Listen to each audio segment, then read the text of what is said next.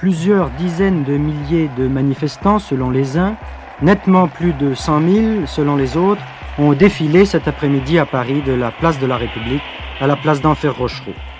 Le cortège s'était formé dès 13h à la gare de l'Est en ce qui concerne les étudiants, tandis que les non-étudiants qui avaient répondu à l'appel des centrales syndicales CGT, CFDT et FO se rassemblaient à la République. C'est peu avant 16h que le défilé s'ébranlait de la place de la République, représentant des étudiants en tête, en direction de la rive gauche. Plusieurs personnalités politiques de gauche, parmi lesquelles M. François Mitterrand, président de la FGDS, étaient intégrées dans le cortège.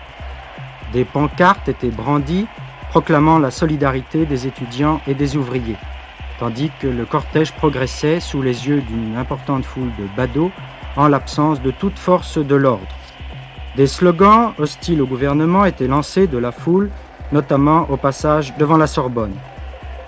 C'est vers 17h30 que la tête du cortège arrivait place d'Enfer Rochereau, où les dirigeants de la manifestation, UNEF, CGT, CFDT, donnaient bientôt l'ordre de dispersion, tandis que M. Daniel Cohn-Bendit, leader du mouvement du 22 mars, invitait ses adhérents et ceux de la Fédération des étudiants révolutionnaires qui désiraient poursuivre la manifestation à se regrouper au Champ de Mars.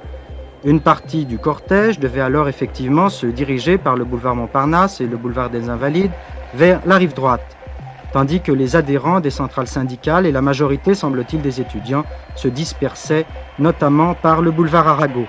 De la République à d'Enfer Rochereau, cette très ample manifestation, favorisée par un soleil presque estival, s'était déroulée sans incident.